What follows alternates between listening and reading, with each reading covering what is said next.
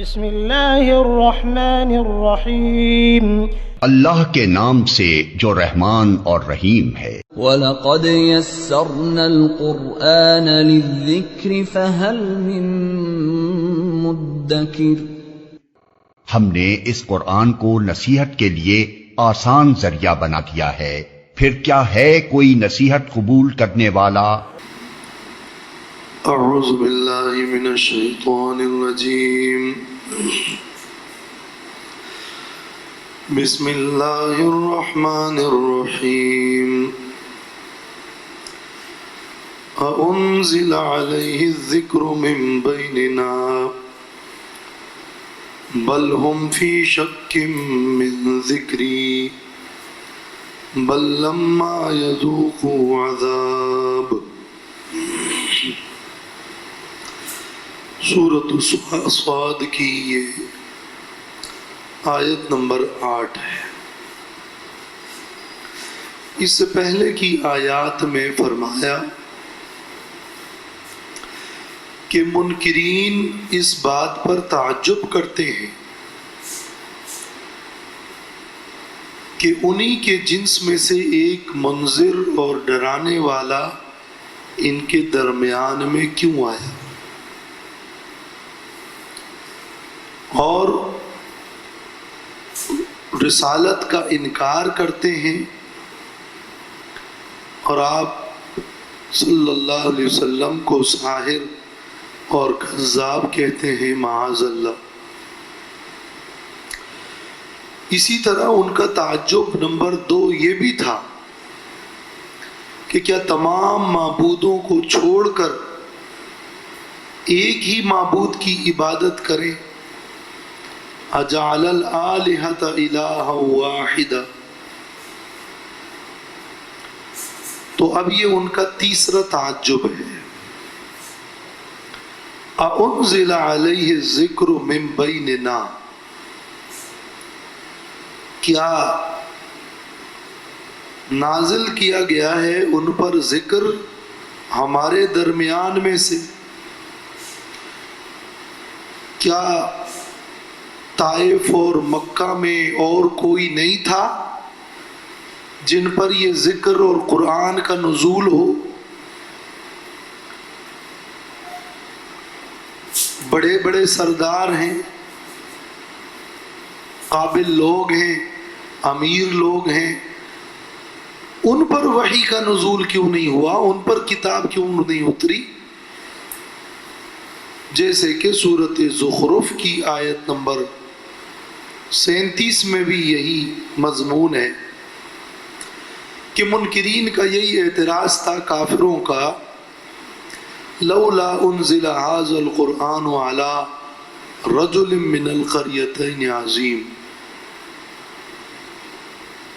یہ قرآن کسی اور پر کیوں نہ اترا؟ تو اللہ تعالیٰ نے فرمایا ہے اس اعتراض اور اس انکار کے جواب میں کہ بل ہم فی شک من ذکری،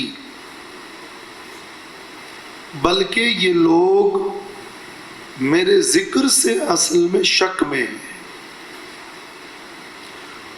اے نبی، آپ کا انکار نہیں ہے، یہ آپ کو تو آج تک وہ صادق اور امین کہتے تھے، لیکن جب آپ پر وحی کا نزول ہوا، آپ نے اللہ کی توحید کا بیان شروع کیا، تو تب سے یہ لوگ اب ایسا اعتراض کرنے لگے ہیں۔ در حقیقت یہ اعتراض آپ پر نہیں بلکہ میرے ذکر میں ان کا شک ہے۔ بل لما یذوقوا عذاب، بلکہ اب تک نہیں چکا ہے ان لوگوں نے عذاب۔ جب عذاب نہیں چکا تو خود کو حق پر سمجھا، حالانکہ یہ تو ڈھیل اور مہلت ہے۔ تفسیر قرطبی میں ہے کہ وَلَوْ ذَاقُوا عَذَابِي عَلَى الشِّرْكِ لَزَالَ عَنْهُمُ الشَّكُّ، اگر ان کے شرک پر ان کو عذاب مل جائے تو ان کا شک ختم ہو جائے. تو یہ ان کے اعتراض اور انکار قرآن کا دوسرا جواب ہوا. سوم فرمایا ام عندهم خزائن رحمت ربک العزیز الوہاب، کیا ان کے پاس تیرے رب کی رحمت کے خزانے ہیں جو کہ غالب بھی ہیں اور جو کہ بخشنے والا بھی ہے؟ کیا یہ اختیار ان کے پاس ہے کہ جس کو چاہے رحمت سے نوازے؟ اللہ تعالیٰ کی طرف سے وحی کا نزول، انعامات اور رحمتوں کا بخشنا، یہ اللہ کے اختیار میں ہے. تو یہ اختیار تو ان کے پاس نہیں ہے. اختیار اور تصرف اللہ کے پاس ہے، لہذا وہ جسے چاہے، جس پر چاہے وحی کا نزول فرمائے. تو تم کیوں اعتراض کرتے ہو کہ کیا اس نبی پر وحی کا نزول ہوا ہے؟ اختیار وحی تمہارے پاس ہے، کیا رحمت کے خزانے تمہارے پاس ہیں؟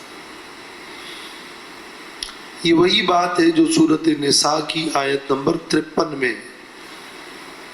ام لہم نصیب من الملک فاذا لا یؤتون الناس نقیرا، کیا اختیار ان کے پاس ہے؟ یہ تو پھر کسی کو کچھ بھی نہ دیتے. العزیز، اللہ غالب ہے، کوئی اللہ سے اللہ کی رحمت کو چھین نہیں سکتا. وہ وہاب ہے اور عطا کرنے والا ہے، اور جس کو چاہے بخش دے، جو چاہے عطا کر دے. ام لہم ملک السماوات والارض وما بینہما فلیرتقوا فی الاسباب. یہ اس اعتراض کا اور انکار قرآن کا چوتھا جواب ہے. کیا ان کے پاس آسمانوں اور زمین کی ملکیت اور بادشاہی ہے، تصرف اور اختیار ہے، اور ان کے درمیان جو کچھ ہے؟ تو پھر فَلْيَرْتَقُوا فِي الْأَسْبَابِ. چوتھا جواب یہ ہے کہ اگر تمہیں اس پر اعتراض ہے کہ رب نے وحی کا نزول اس نبی پر کیوں کیا ہے، تو پھر پہلے جا کر جہاں سے وحی کا نزول ہوا ہے وہاں چڑھ کر جاؤ اور وہاں سے اسباب منقطع کر دو. فَلْيَرْتَقُوا، پر چاہیے کہ وہ چڑھے، فی الاسباب، راستوں میں، آسمان کے راستوں پہ چڑھ جائے. یہ جو اسباب کا لفظ ہے اصل میں سبب کی جمع ہے، اور سبب ہر اس چیز کو کہتے ہیں جو دوسری چیز تک پہنچنے کا ذریعہ ہو.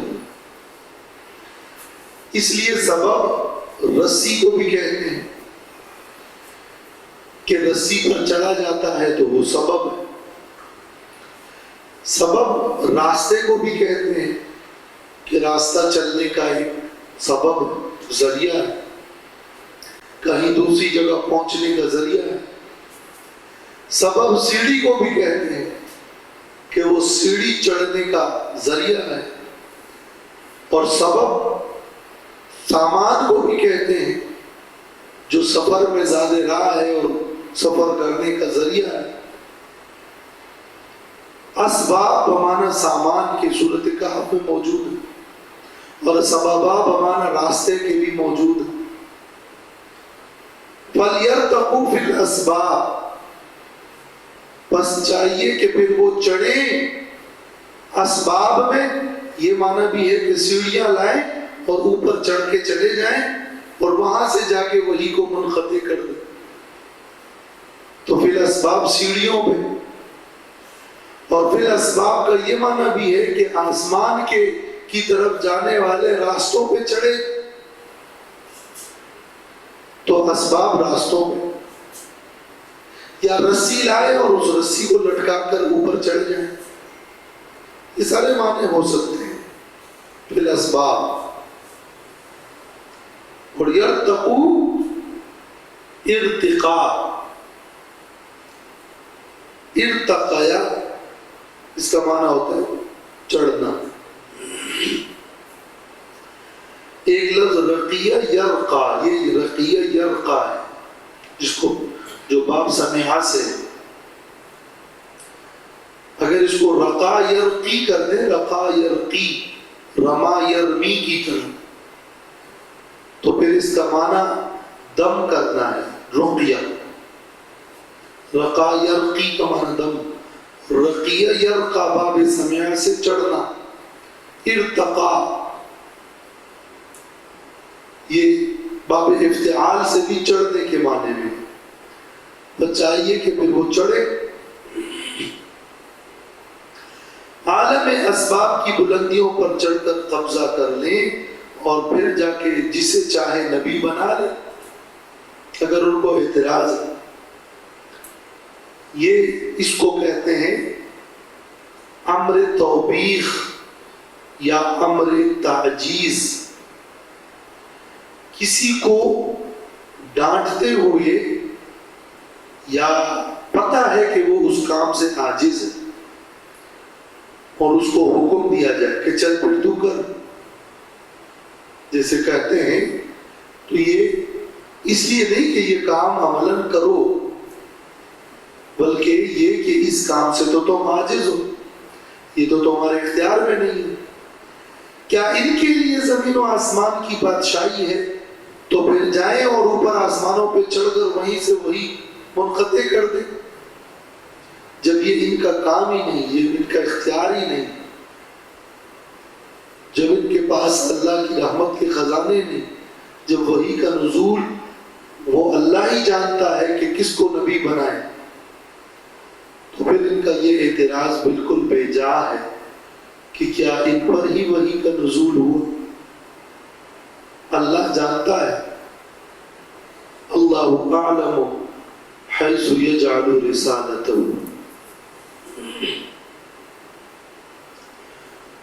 جند ما ہنالک مہزوم من الاحزاب، جند ما یہ ایک چھوٹا سا لشکر ہے، یہ ماں یہ جندن کے ساتھ بطور صفت کے تقلیل کا معنی دیتا ہے، تقلیل، جندن ما چھوٹا سا لشکر ہے۔ ہنالک اس جگہ پر، مہزوم شکست کھائے گا، من الاحزاب مختلف گروہ میں سے۔ یہ لوگ جو انکار کرتے ہیں اور منکرین ہیں، منکرین رسالت، منکرین توحید، منکرین قرآن، جن کا یہ ذکر ہوا اور جن کے بارے میں ہے کہ بل الذین کفروا فی عزت و شقاق، آیت نمبر 2 میں، بلکہ کافر لوگ تو ضد میں اور مخالفت میں۔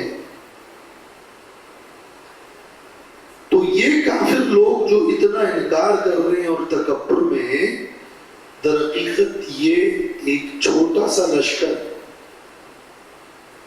جو اسی مکہ کے اندر ہی شکست کھائے گا، ہنالک کا اسی مکہ میں، مہزوم شکست کھائے گا۔ اور یہ من الاحزاب، یہ انہی گروہوں میں سے ہیں، یہ انہی کا تسلسل ہے جو پچھلے اقوام مکذبہ اور احزاب مکذبہ اور مکذبین کی جماعتیں اور پارٹیاں جو پہلے گزری ہیں، یہ انہی کی جنس میں سے من الاحزاب یعنی پچھلے مکذبین کے گروہوں کی جنس میں سے یہ چھوٹا سا لشکر ہے جو اسی مکہ میں شکست کھائے. یہ اس جملے کا مطلب ہے. ہنالکہ کا تعلق بعض نے اسی فَلْيَرْتَقُوا فِي الْأَسْبَابِ سے بھی بنایا ہے کہ اگر یہ اوپر چڑھیں گے بھی تو وہاں سے ان کو شکست ہوگی. یہ چھوٹا لشکر ہے جو وہاں چڑھ کر بھی شکست کھائے گا. لیکن پہلا معنی زیادہ واضح ہے. امام قرطبی نے فرمایا ہے کہ اس جملے کا تعلق اس بل الذین کفروا فی عزت و شقاق سے، یہ اس سے مربوط ہے. کافر لوگ ضد میں ہیں، اللہ نے فرمایا یہ انکار تو کر رہے ہیں، بڑے تکبر غرور میں ہیں، لیکن اسی جگہ پر یہ لوگ شکست کھائیں گے. تو جندن اصل میں ایک خبر ہے، یعنی ہم جندن، اس کی جو مبتدا ہے وہ محذوف ہے. ہم جندن ما، ایک چھوٹا سا لشکر ہے، ما اس کی صفت ہے، محزومن بھی اس کی صفت ہے، اور من الاحزاب بھی اس کی صفت ہے. یہ چھوٹا سا لشکر ہے جو شکست بھی کھائے گا، جو پچھلے مکذبہ اقوام کے گروہوں میں سے بھی ہے، یہ انہی کی جنس میں سے.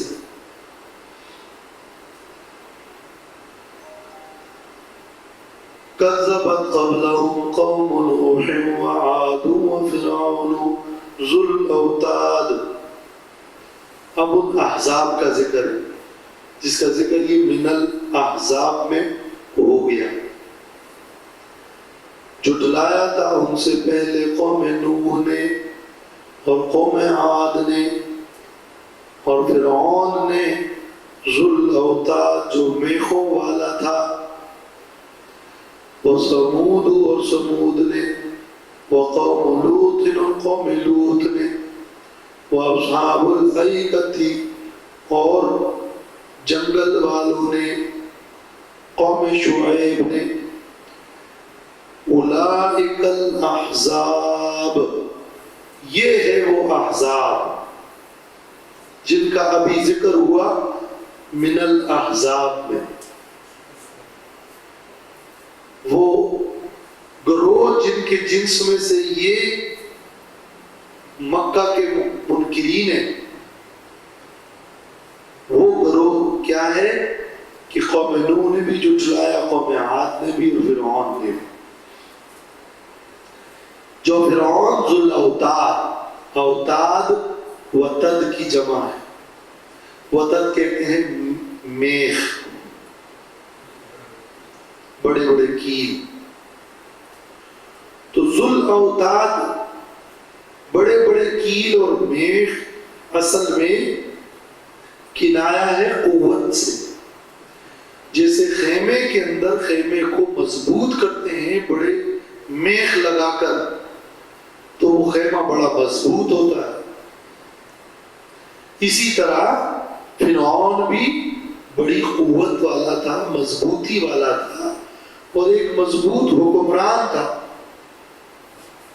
تو ذو الاوتاد کا یہ اصل میں استعارہ ہے، استعارہ ہے قوت سے. اگرچہ بعض نے یہ بھی کہا ہے کہ ذو الاوتاد کا یہ معنی ہے کہ چونکہ میخ سے آبادیاں بنتی ہے تو یہ مراد ہے کہ وہ کثیر البنیان تھے اور بڑی بڑی آبادیوں والا تھا. یا بعض نے یہ معنی بھی کیا ہے کہ وہ ایسا ظالم تھا کہ لوگوں کے ہاتھوں پر کیلے ٹھوکتا تھا. یہ بھی معنی ہوا. مگر اس لفظ کا جو متبادر مطلب ہے، متبادر وہ یہ کہ یہ کنایا اور استعارہ ہے قوت سے.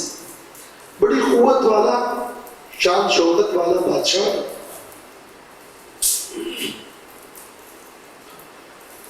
وَثَمُودُ وَقَوْمُ لُوطٍ وَأَصْحَابُ الْأَيْكَةِ، ان تمام اقوام کا پہلے دوسری صورتوں میں ہم تفصیل سے ذکر کر چکے ہیں. اصحاب الایکہ الگ ہے یا یہ قوم شعیب. اولئک الاحزاب، یہ گروہ ہے. حزب کہتے ہیں ایک ایسے گروہ کو جو سب مل کر ایک لشکر اور قوت بنے، اور سیاسی پارٹی کو بھی کہتے ہیں. سورۃ الاحزاب کے اندر بھی یہ لفظ ذکر اسی معنی میں ہوا، ایک چٹا. اولئک الاحزاب یہ گروہ ہے. یہ گروہ ہے کیوں کہا؟ ایک توجیہ تو وہی ہے جو ہم نے ابھی تفسیر کے دوران ذکر کی، من الاحزاب سے متعلق کہ اولئک الاحزاب، یہ وہی احزاب ہے. اور عربیت کے اعتبار سے اس کا یہ معنی بھی ہے جیسے کہتے ہیں کہ فلاں آدمی ہے، یعنی آدمیت اس میں زیادہ ہے اور وہ قوی ہے اور وہ مضبوط ہے.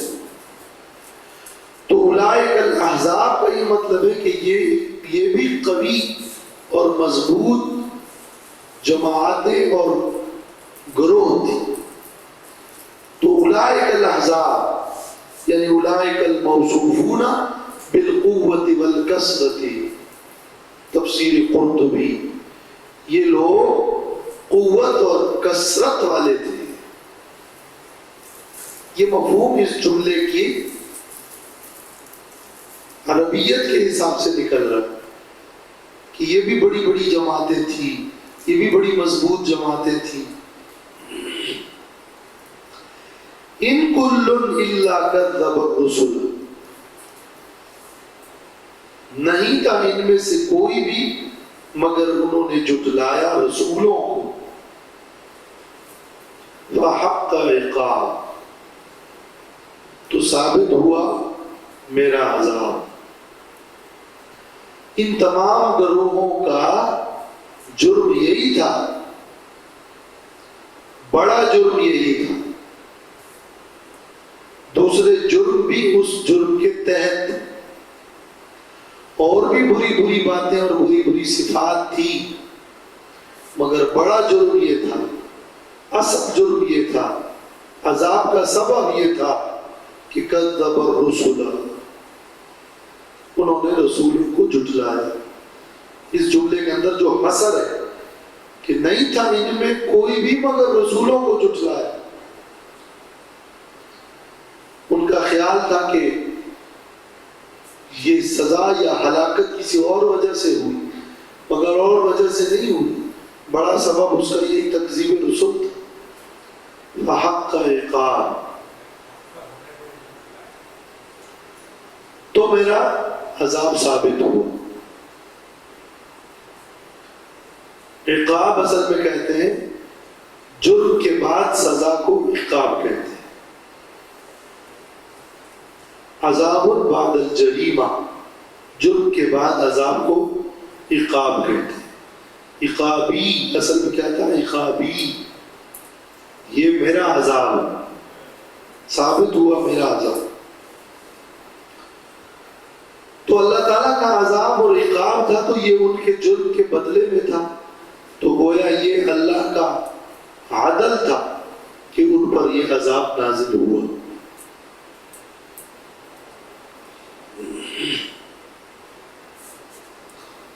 قوم نوح جن میں سرکشی تھی، قوم عاد جو قوت بدنی میں زیادہ تھے، قوت بدن میں سے زیادہ تھے، فرعون جو کہ بادشاہ اور قوت والا تھا، سمودی جو کہ صنعت اور حرفت والے تھے، قوم لوط جو کہ جہالت اور خباثت والے تھے، اصحاب الایکہ جو کہ قوت مالی اور تجارت میں آگے تھے۔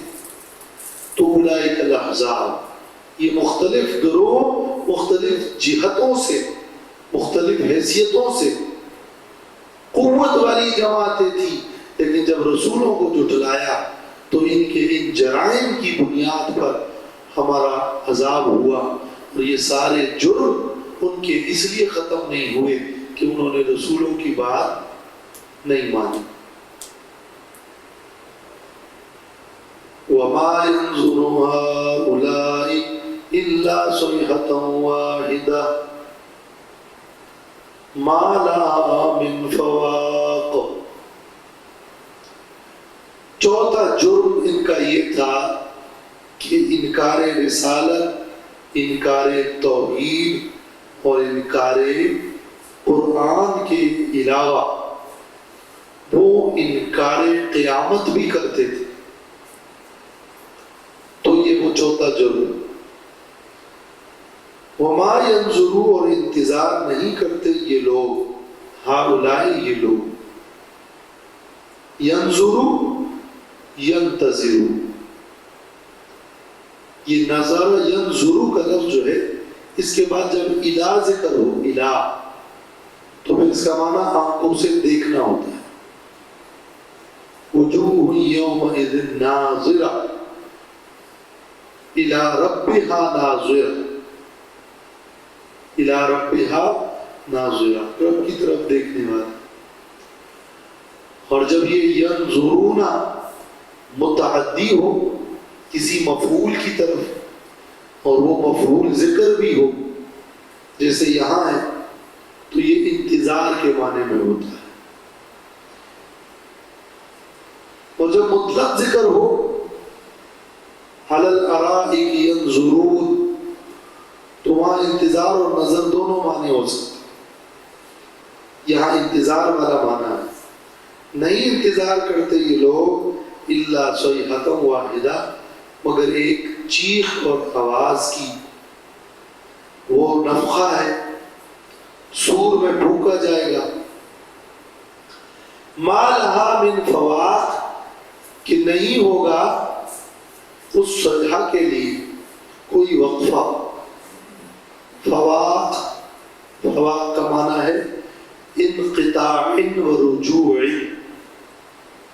فواق کا معنی بیچ میں وقفہ اور دوبارہ واپسی اور پلٹنا، دونوں مطلب ہے فواق کے۔ عربی میں فواق کا لفظ وہاں بھی استعمال ہوتا ہے، اور بعض نے کہا ہے کہ وہاں فواق کا لفظ استعمال ہوتا ہے، فواق، فا کے پیش سے۔ جب اونٹنی کو کہ دودھ کو نچوڑا جائے، پھر کچھ صبر کیا جائے تاکہ اور دودھ اتر آئے، پھر نچوڑا جائے، اس درمیانی وقفے کو کہتے ہیں فواق، یعنی تھوڑا وقفہ، مہلت، اور دودھ کا پھر اس میں دوبارہ آنا۔ تو یہ جو صیحہ ہے، یہ جو آواز اور نفخہ ہے، اس میں کوئی وقفہ نہیں ہوگا، اور اس کے بعد پھر تباہی ہوگی، دوبارہ صیحہ کی نوبت نہیں آئے گی۔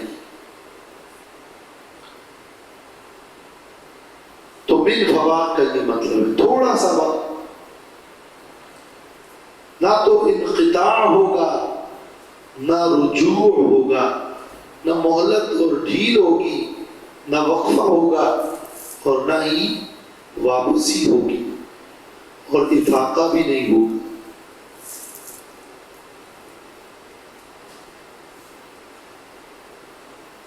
وقالوا ربنا عجل لنا قطنا قبل يوم الحساب،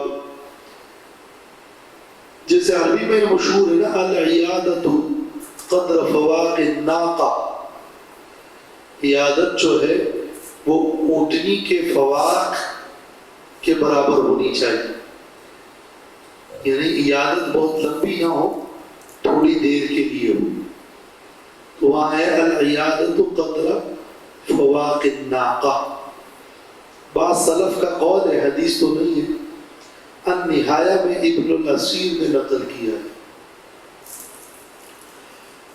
وقالوا ربنا عجل لنا قطنا قبل یوم الحساب. اور کہتے ہیں یہ منکرین بطور استہزاء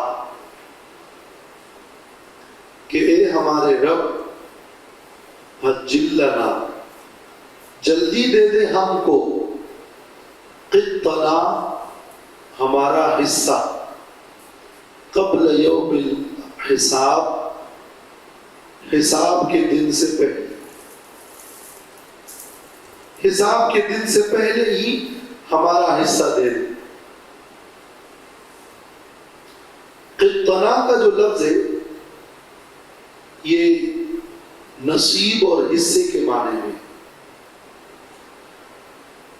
تو منکرین کہتے تھے کہ عذاب ہوگا تو لے آؤ عذاب، ہمارے حصے میں کون سا عذاب ہے، لے آؤ.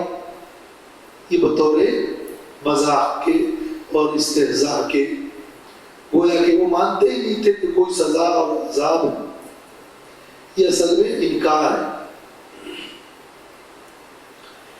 اسی طرح اس کا یہ بھی مفہوم ہو سکتا ہے کہ اچھا آخرت ہے، وہاں نعمتیں کو ملے گی، وہاں جنت ہے، وہاں حوریں ہیں، وہاں نہریں ہیں، تو ہمارے حصے والی نعمتیں ہمیں ادھر ہی دے دو، ہمیں نہیں چاہیے وہاں.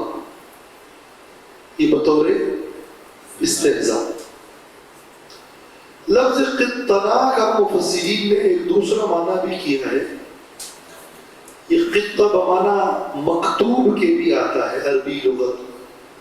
قطہ معنی مکتوب، رسید، ایک چٹھی اور رجسٹر. ہمارا عمل نامہ اور ہمارے لیے جو رسید ہو، جو ہمارا مکتوب ہے، جو ہماری چٹھی ہے، وہ ہمیں دے دو، یہی دے دو. تو جلدی ہی دے دو، قبل یوم حساب، یعنی ہمارے عمل نامے ہمیں ادھر ہی دے دو. مگر پہلا معنی واضح ہے، جیسے سورۃ الانفال میں ہے کہ وہ کہتے تھے اللہم ان کان ھذا هو الحق من عندک فامطر علینا حجارۃ من السماء او ائتنا بعذاب علیم. اے اللہ اگر یہ پیغمبر حق ہے تو ہم پر پتھروں کی بارش کر اور یا کوئی عذاب لے آئے. خود ہی عذاب کی دعائیں کر رہے تھے.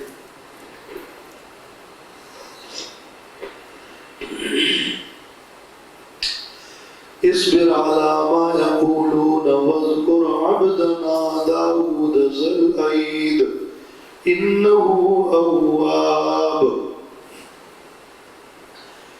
صبر کرے اس پر جو یہ لوگ کہتے ہیں، اور یاد کیجیے ہمارے بندے داؤد کو،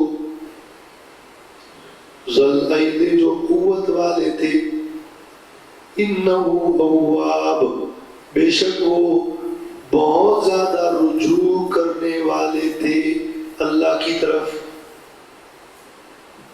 اے نبی، یہ لوگ جو یہ باتیں کر رہے ہیں، کون سی باتیں؟ یہ کہتے ہیں قرآن ان پر اترا اور کوئی نہیں تھا. یہ کہتے ہیں کیا ایک ہی معبود کی عبادت کریں. یہ لوگ کہتے ہیں لیا عذاب، کہاں ہے عذاب. یہ انکار رسالت، انکار توحید، انکار قرآن، انکار قیامت، انکار عذاب جو بھی ذکر ہوا. ایک نبی کو اور داعی دین کو اور ایک مخلص کو لوگوں کی ان باتوں سے کتنی تکلیف پہنچتی ہوگی، جبکہ وہ نہایت خیر خواہ بھی. تو اللہ نے جہاں اپنے نبی صلی اللہ علیہ وسلم کو صبر کی توفیق عنایت فرمائی، وہاں شرعی طور پر حکم بھی دیا صبر کا، کہ جو ایک عبادت ہے اس پر صبر کیجیے، ان باتوں پر، اس تکذیب پر جو یہ لوگ کہتے ہیں، یہ منکرین اور یہ کافر کہتے ہیں، جنہوں نے آپ کو ساحر اور کذاب کہا۔ یہ پورا بیان جو بھی اس سے پچھلے آیتوں میں گزرا ہے، یہ علی ما یقولون ہے، اس پر آپ صبر کیجیے۔ اور صبر کے لیے وَاذْكُرْ عَبْدَنَا داؤد، ہمارے بندے داؤد علیہ السلام کا ذکر کیجیے۔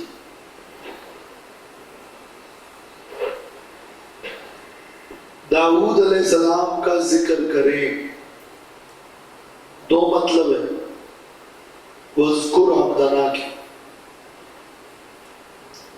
ایک مطلب تو یہ ہے کہ آپ ان کے سامنے داؤد علیہ السلام کا تذکرہ کریں، وَاذْكُرْ عَبْدَنَا داؤد۔ اور دوسرا مطلب یہ ہے کہ صبر کے لیے آپ داؤد علیہ السلام کو یاد کریں اور ان کی مثال اور ان کا نمونہ دیکھیں۔ یہ ہے وَاذْكُرْ عَبْدَنَا داؤد۔ ذل ایدی، جو کہ قوت والے تھے۔ ایدی کا لفظ جو ہے یہ یہاں پر ید کی جمع نہیں، ید کی جمع بھی ایدی ہے، ایدیکم، لیکن عاد یعید ایدن، عاد یعید ایدن، یہ اید مصدر ہے جس کا معنی ہے قوت۔ تو ذل اید یعنی جو قوت والے تھے، ہاتھوں والے تھے، یہ معنی نہیں۔ ہاتھ بھی قوت سے کنایا ہوتا ہے، مگر یہاں معنی عید یہ مصدر ہے، جسے باع یبیع بیعا، عاد یعید ایدا۔ داؤد علیہ السلام قوت والے تھے۔ کون سی قوت؟ وہ قوت اللہ نے جو داؤد علیہ السلام کو عطا کی تھی، بہت بڑی قوت تھی۔ اس میں سب سے بڑی قوت تو قوت دینی اور قوت روحانی تھی، عبادت کی قوت۔ سب سے بڑی قوت تو ایمانی اور روحانی اور دینی اور عبادت کی قوت، کہ راتوں کو عبادت کرتے تھے، کہ حضرت داؤد علیہ السلام کی عبادت کا اللہ کے رسول صلی اللہ علیہ وسلم نے بھی فرمایا کہ آپ ایسی عبادت کرتے تھے کہ آدھی رات بندگی اور عبادت میں مشغول رہتے تھے، پھر ایک تہائی رات آرام فرماتے تھے، اور پھر چھٹے حصے میں عبادت کرتے تھے۔ یہ داؤد علیہ السلام کی عبادت، راتوں کو بندگی اور عبادت۔ اور صوم داؤدی، روزہ بھی مشہور ہے داؤد علیہ السلام کا، کہ ایک دن روزہ اور ایک دن افطار، پھر ایک دن روزہ پھر افطار۔ یہ روزہ تھا، یہ راتوں کی عبادت تھی۔ اور اس کے باوجود کہ بہت ساری عورتیں ان کے نکاح میں تھیں، وہ عبادت، پھر زبور کی تلاوت اور تسبیح، وہ ایک قوت کہ ابھی ان کا گھوڑا تیار ہی ہوا رہا تھا کہ اسی دوران یہ پورے زبور کو وہ ایک ساتھ میں بطور معجزہ ختم کر دیتے تھے۔ زبور کی تلاوت کر لیتے تھے اور اللہ نے وہ زبور کی تلاوت ان کے لیے آسان کر دی تھی. یہ بھی صحیح حدیث میں موجود ہے. زبور کی تلاوت آسان، روزہ ایک روز افطار، ایک دن روزہ، اور راتوں کی بندگی اور عبادت. یہ تو داؤد علیہ السلام کا مشہور ہے. اس کے باوجود پھر اپنا کسب اور کام کہ لوہا ان کے لیے اللہ نے نرم کر دی، وہ ایک قوت. پھر لوہا بجائے خود ایک قوت والی چیز ہے. وَأَنزَلْنَا الْحَدِيدَ فِيهِ بَأْسٌ شَدِيدٌ. پھر صرف کسب نہیں بلکہ فیصلوں کی قوت. پھر وہ نہیں بلکہ جہاد کے لیے اسفار اور مختلف علاقوں کا فتح کرنا. پھر جالوت کو قتل کر دیا، وَقَتَلَ دَاوُودُ جَالُوتَ. اور جب تسبیح کرتے تو سارے پہاڑ بھی ساتھ میں تسبیح کرنے لگ جاتے، اور پرندے بھی جمع ہوتے اور وہ بھی تسبیح کرتے. کہ ایک طرف بادشاہ، ایک طرف عابد، ایک طرف مجاہد، ایک طرف صائم روزہ دار، ایک طرف تہجد گزار، ایک طرف ذاکر، اور ایسی زبردست قوت کہ داؤد علیہ السلام کی عبادت کا عالم کیا تھا. اللہ نے ایسے نہیں فرمایا کہ وَاذْكُرْ عَبْدَنَا داؤد ذَا الْأَيْدِ، جو قوت والے تھے، بہت بڑی شخصیت. ایک صفت یہ کہ عبدنا، یہ بھی بہت بڑی صفت ہے کہ اللہ نے فرمایا ہمارے بندے خاص تھے. عبدنا ایک خصوصیت ہے، ہم سے ایک تعلق اور قرب تھا. اور پھر ذل عید قوت والے تھے، قوت دینی بھی، روحانی بھی، سیاسی بھی، ہر اعتبار سے. انہو اواب. تیسری صفت یہ ہے کہ بے شک وہ اللہ کی طرف خوب رجوع کرنے والے تھے. اواب میں بڑا مبالغہ، رجوع کرنے والے نہیں، رجاع، کثرت کے ساتھ بہت زیادہ رجوع ہونے والے تھے. تو اس بندے کو یاد کریں، کیا اللہ نے ان کو ہمت دی، کیا قوت دی، کیا اللہ نے کی طرف ان کا رجوع تھا، کیا ان کا صبر تھا، کیا ان کی ہمت تھی. اے نبی آپ ہمت کریں. ہمارے بندے داؤد کو دیکھیں، کیا ہمت کی انہوں نے. وہ مجاہد بھی تھے، وہ ذاکر بھی تھے، وہ صائم بھی تھے، وہ تہجد گزار بھی تھے، اللہ کی طرف رجوع کرنے والے. آپ بھی اللہ کی طرف رجوع کرنے والے بن جائیں.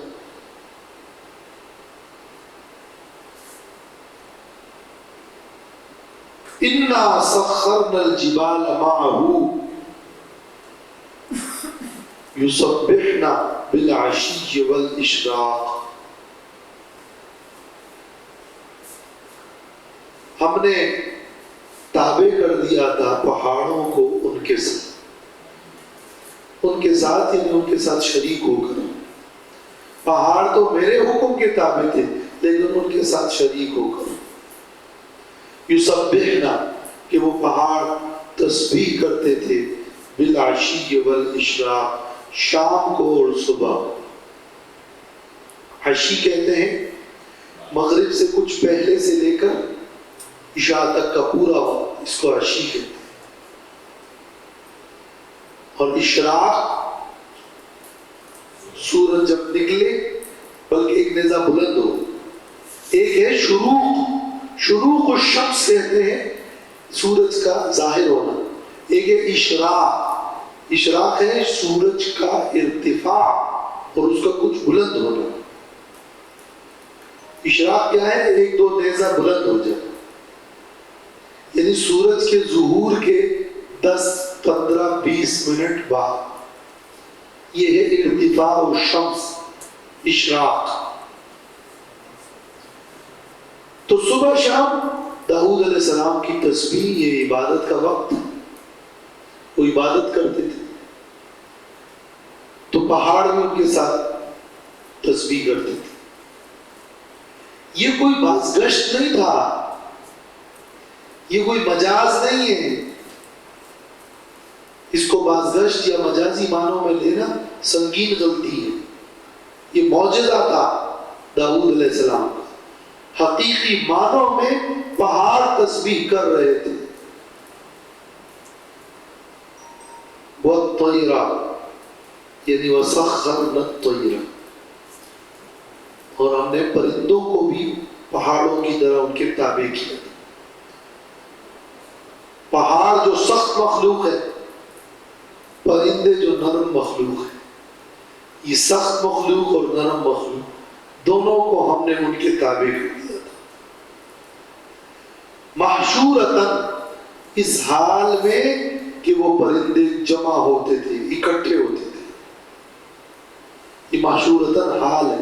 یہ الطیرہ کی صفت نہیں ہے، یہ موصوف صفت نہیں. محشورتاً صفت نہیں. الطیرہ دیکھیں الف لام کے ساتھ یہ معرفہ ہے. موصوف صفت تو دونوں معرفہ ہوتے ہیں. اور پرندوں کو بھی ہم نے تابع کیا اس حال میں کہ وہ پرندے بھی سمٹ کر آتے، جمع ہوتے. کل لہو اواب، یہ سب داؤد علیہ السلام کے لیے اواب، رجوع کرنے والے تھے. یہ جو لہو کا لفظ ہے، ضمیر ہے، اس میں ایک معنی تو یہ ہے کہ کل، یہ سب پہاڑ اور یہ سب پرندے، لہو اسی اللہ کے لیے، اواب رجوع کرنے والے تھے، اور سب اللہ کی تسبیح کرنے والے تھے. تو اس وقت جملہ اصل میں یوں ہوتا کہ کل لنا اواب، کل لہو کی جگہ کل لنا اواب. اکثر مفسرین نے کہا یہ لہو داؤد علیہ السلام کی طرف راجع ہے. یہ سارے پہاڑ اور پرندے لہو اواب، یعنی داؤد علیہ السلام کے ساتھ ہی ان کی اطاعت میں، ان کی فرمانبرداری میں ہی ان کے ساتھ مشغول ذکر تھے، رجوع کرنے والے تھے داؤد علیہ السلام کی تسبیح کی طرف. یعنی یہ سب فرندے اور پہاڑ داؤد علیہ السلام کے ساتھ ہی تسبیح میں شریک ہو کر مشغول ذکر تھے. تو اواب کا مطلب ہے یعنی رجاع الی طاعتہ بالتسبیح، تسبیح کے ساتھ داؤد علیہ السلام کی تسبیح کی وجہ سے اور ان کی تسبیح کے ساتھ یہ پرندے بھی ان کے ہی تابع اور مطیع تھے اور انہی کی طرف رجوع کرنے والے تھے. یعنی شریک ذکر تھے ان کے ساتھ. مفہوم یہی ہو. بعض نے یہ بھی کہا ہے کہ وہ اواب داؤد علیہ السلام کی طرف یہ پرندے رجوع کرنے والے تھے. پرندے اگر چلے بھی جاتے، اپنا کچھ چل چکتے، تو اس کے بعد واپس آ کر پھر رجوع کرنے والے تھے ان کی طرف. وَكُلٌّ لَهُ أَوَّابٌ.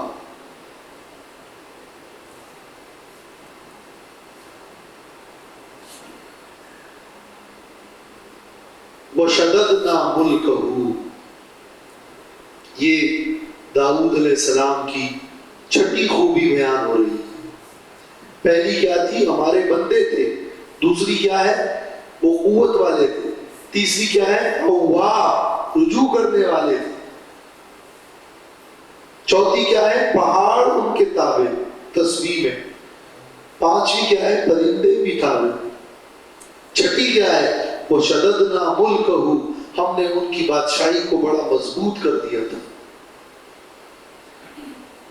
ان کی بادشاہی تھی، صرف عبادت بھی نہیں کرتے تھے، وہ ایک سیاسی حکمران تھے. وہ حکومت ان کی بڑی مضبوط تھی. ہم نے تقویت بخشی تھی ان کی بادشاہی کو. یہ بادشاہی کو تقویت کیا ہے؟ بادشاہی کو تقویت ایک تو یہ ہے کہ ان کا لشکر تھا بڑا، اور ایک یہ ہے کہ سب ان کے فرما بردار تھے. ایک یہ ہے کہ عوام سارے خوش تھے، اور ایک یہ ہے کہ ان کی ایک ہمت تھی بادشاہی کی. بعض اوقات لشکر تو بہت بڑا ہے، فوج بہت بڑی ہے، لیکن مطیع نہیں ہے. بعض اوقات مطیع بھی ہے لیکن وہ بادشاہ خود اتنا ہمت والا نہیں. تو ایک اندرونی قوت جو ہمت کی قوت ہے، اس کی وجہ سے بھی وَشَدَّدْنَا مُلْكَهُ وَآتَيْنَاهُ الْحِكْمَةَ. ساتویں خوبی یہ کہ ہم نے ان کو حکمت عطا کی تھی. وہ حکمت کے تمام امور میں، اقوال میں، افعال میں درستگی ہو. اور سب سے بڑی حکمت تو نبوت ہے.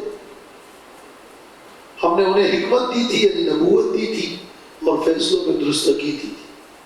سورۃ لقمان میں جو الحکمہ کا لفظ گزرا ہے، وہ ہم نے الحکمت کے لفظ کی پوری لغوی اور تحقیق ذکر کی تھی. وفصل الخطاب، اور ہم نے انہیں واضح خطاب اور گفتگو کا ایک فیصلہ کن انداز بھی عطا کیا تھا. فصل الخطاب، اصل میں یہ فصل جو ہے، یہ اس کو کہتے ہیں اضافت الصفت الی الموصوف. الخطاب اصل میں موصوف ہے، الفصل صفت. یوں ہے الخطاب الفصل، یعنی وہ خطاب جو کہ فصل اور بین خطاب ہو، واضح خطاب ہو، وہ گفتگو، وہ تقریر، وہ خطاب جو شافی، کافی اور واضح ہو. یا الخطاب الفصل، یعنی الخطاب الفاصلہ بین الحق والباطل. فیصلہ کرنے والی تقریر ہم نے انہیں عطا کی تھی کہ ان میں ایک ایسی قوت تھی کہ وہ بات کرتے تو اچھی طرح اس کو معاملے کا فیصلہ کر دیتے تھے. یہ تھے الخطاب الفاصل. یہ 8 خوبیاں اور خصوصیات سب سے پہلے داؤد علیہ السلام کی ذکر کی کہ وہ اللہ کی طرف رجوع کرنے والے اور بڑی صفات کے مالک تھے اور ہمت والے تھے. یہ نبی آپ بھی صبر کریں. ان خوبیوں کے بعد اب پھر ایک واقعہ ذکر ہوتا ہے جو انشاءاللہ آئندہ ذکر کریں. وآخر دعوانا